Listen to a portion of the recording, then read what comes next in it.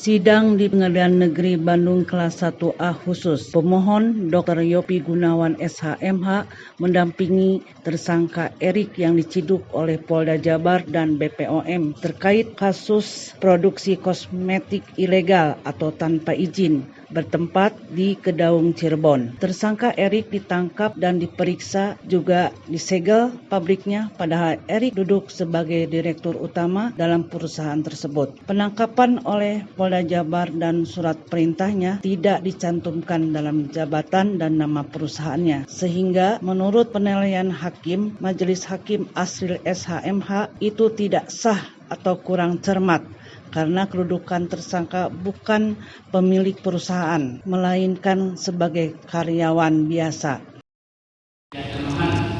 Ini kan bahwa di persidangan termohon telah melakukan bukti tertulis atau surat mulai dari T1 sampai dengan T55.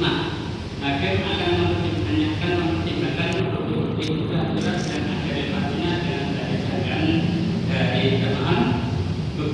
Ini adalah kasus pidana Prapit di mana sesuai dengan pasal 1 angka 10 KUHP Undang-Undang Nomor 8 Tahun 1981 tentang hukum acara pidana peradilan adalah wewenang hakim untuk memeriksa dan memutuskan sesuai dengan ketentuan yang diatur dalam undang-undang. Erik akan dipulihkan nama baiknya dan kerugian ditanggung oleh negara. Jadi putusan pra-peradilan ini adalah putusan yang final gitu ya.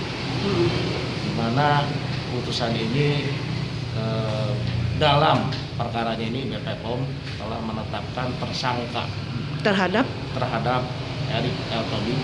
Direktur ya Pak? Bukan, dia dinyatakan tersangka ini sebagai pribadi. Ya. Nah, dari situlah kita mengajukan pra-peradilan. Ya, di mana ada 4 pokok yang kita ajukan di dalam pra-peradilan itu. Pertama adalah kewenangan daripada BPOM untuk menetapkan tersangka. Yang kedua adalah bahwa penetapan tersangka itu yang seharusnya adalah korporasi atau perusahaan, tapi di sini BPOM menetapkan tersangka sebagai tersangka adalah pribadi. Yang ketiga adalah masalah penyitaan barang bukti, di mana dalam penyitaan itu dilakukan dengan waktu yang sesingkat mungkin, di mana seharusnya ada prosedur-prosedur yang dilalui oleh BPOM. Apa saja Pak yang disita oleh penyidik? Iya Pak. Kalau yang disita memang itemnya terlalu banyak ya. Iya banyak. Saya ingat. Yang jelas dia bentuk produk kosmetika, alat-alat kosmetika dan alat-alat produksinya. Itu yang disita. Kemudian sebetulnya kalau di dalam pra-peradilan seperti ini yang kita uji kan soal penetapan itu sah atau tidaknya. Yeah. Ada 4 dalil tadi yang disebutkan, bahwa di sini kami sudah bisa membuktikan 2 dalil. Yeah. 2 dalil bisa terbuktikan bahwa ada error yang personal dan mereka menetapkan tidak cermat ya. Yeah. Karena ada pasal-pasal yang harusnya pasal apa yang dilanggar tidak tertulis di dalam surat penetapan. Nah, itu yang menyebabkan penetapan tersangka oleh BPOM itu tidak sah. Itu saja menurut saya sih soal penetapan tersangka. Soal hasil pra-peradilan ini biasa-biasa saja ya, seperti begini. Karena memang itu kita harus uji ya. Setiap ada penetapan tersangka, setiap orang, setiap warga negara memiliki hak untuk mengujinya. Apakah itu berdasar hukum atau tidak, karena itu bersinggungan dengan soal hak asasi manusia. Dan Bapak berhasil ya? Berhasil. Sementara ini sukses ya Pak ya? Iya, terima kasih. Oke, ya makasih ya Pak ya.